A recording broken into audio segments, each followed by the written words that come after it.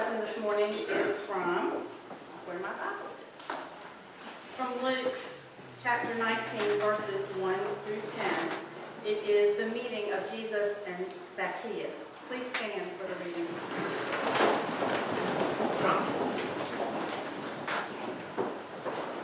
Jesus entered Jericho and was passing through.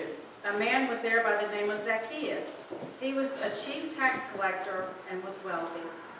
He wanted to see who Jesus was, but being a short man, he could not because of the crowd.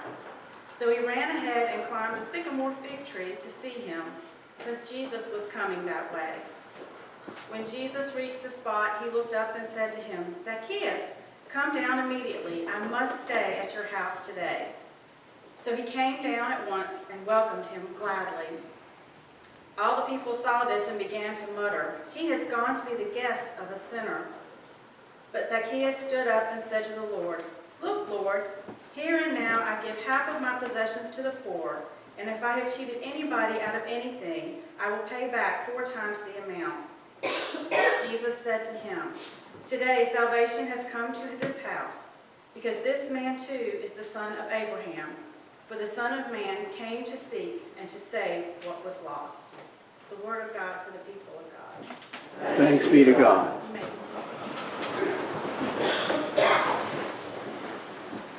Well, first, this is not intimidating at all. At all.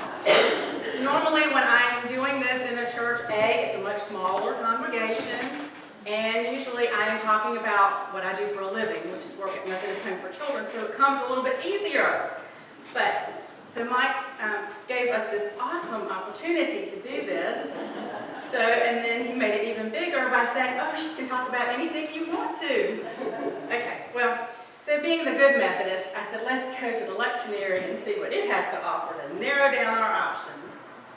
So in reviewing all of the verses that were offered for today, I was drawn to the story of Zacchaeus. It's quite the visual to see this shorter man, running ahead just to get a glimpse of Jesus. And he decided the way to do that was to run up a tree. Not my first option. Why was he so eager to get a glimpse of Jesus? In doing some research, some of the main points that are made is that Zacchaeus was not happy with his job. Remember, he was the chief tax collector, not a very well-liked person in his community. He was wanting to do something nobler and higher with his life. Have you ever felt that way?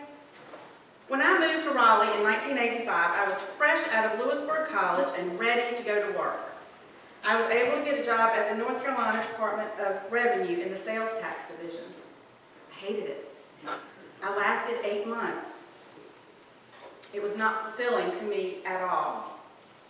I then decided that, I need to pursue something different.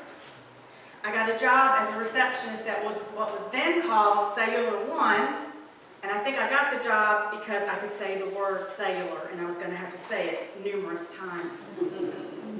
I loved that job because it was a jumping off point for me. Throughout the 10 years that I was there, I was able to move around and get promotions and stay within a company even though it was bought out and merged many times over.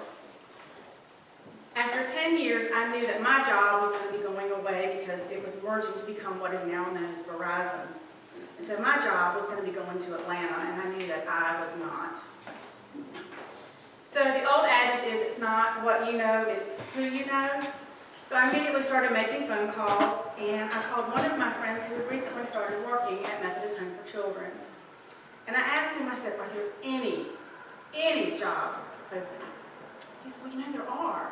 He says, "You should apply." So I did, and after a long and very tedious interview process, I got the job.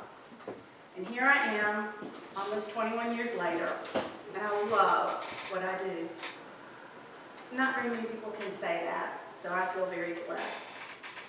The other interesting sentence in this lectionary is where Jesus reached the tree and called Zacchaeus by his name, and said, "I have to stay with you tonight." I would have been in full-out panic mode. Do I have food? The bed's made? company's coming. Zacchaeus didn't think twice. He was ready for a change. He was ready to change his heart.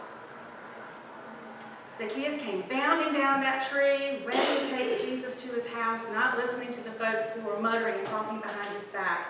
He knew what he wanted to do because he declared, I will give up half of my possessions to the poor. And if he has cheated anyone, he would pay 4 times the amount. He was ready to make a change in his life and in his heart. What if we made a small change in our lives? What could happen? Would we be open to it? Now, I am a planner at heart. I am my Father's child. I like a calendar. I like to know what is coming. I like to know what is happening. Part of my job demands that. One of the best benefits that we have at Methodist Home is after a certain number of years, you get to take a month's sabbatical. So looking forward to it. This was my month, October. This past summer, I said, you know what?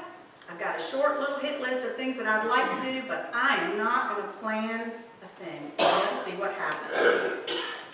My mom, my sister, and my nephew were going to go on a trip that they had been planning. They had invited me to come, and I said, no, I'll take you all to the airport. I will pick you up, but no, I'm going to be on sabbatical.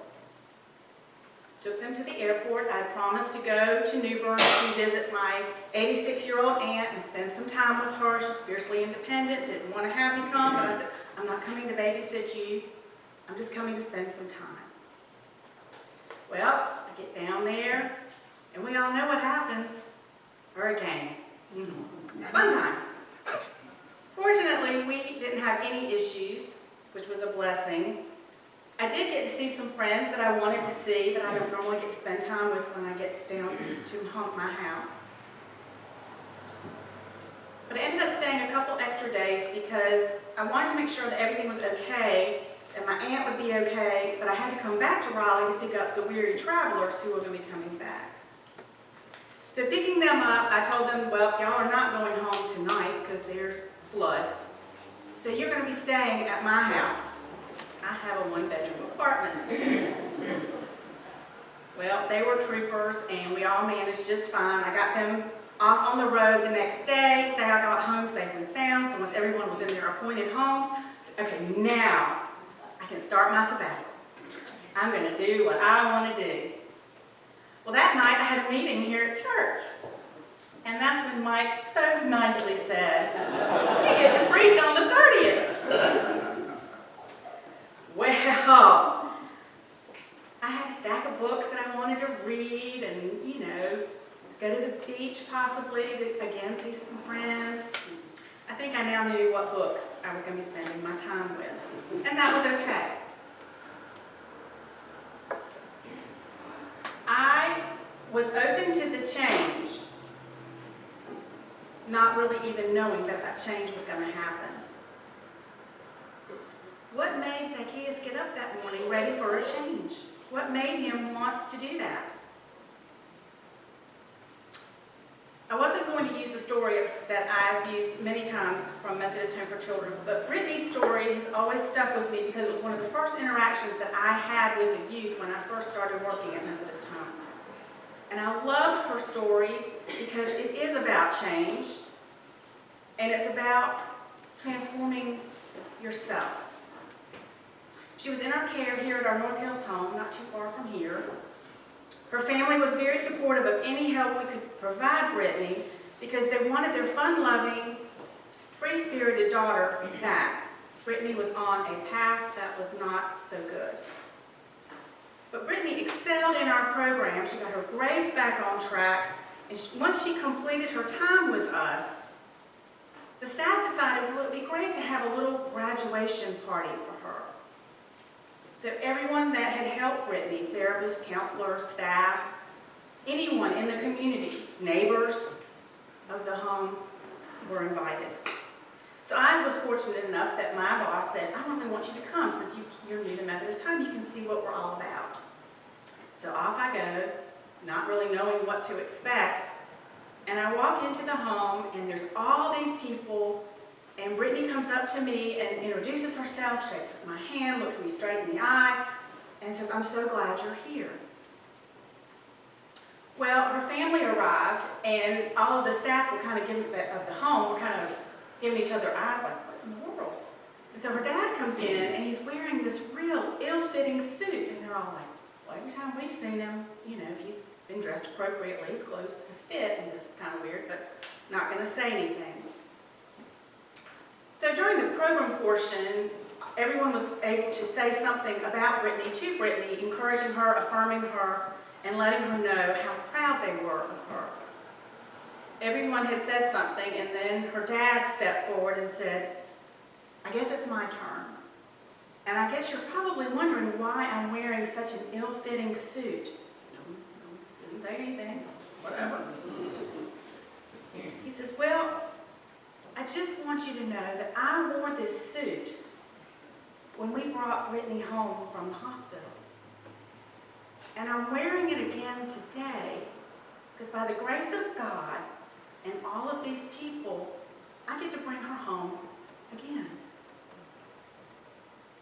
She had changed. With tears in her eyes, she went up to her dad and said, "Dad, I'm your Brittany, and I am home." So what if we made a change in our lives? What would it look like? Would you be open to it? I was open to it, and I didn't even know it. After thinking about everything that I've done this month, I did get to see friends that I don't normally get to spend time with. I did get to spend extra time with my 86-year-old fiercely independent aunt, and it was okay. I did get to see Cooper run in a cross-country meet and qualify for the state finals next week. I did get to spend time with my family and hear about their wonderful trip. I still haven't read those books, but I have a day and a half left. So I don't know. Part of me thinks, I don't know, maybe for the next day and a half, maybe I just go with the flow and see what happens. So I'll ask one more time. Would you be willing to make a change, a small one, in your life, like Zacchaeus? Could the possibilities be endless? Would your heart be open to it? Amen. Our response hymn is number 98, "To God Be the Glory."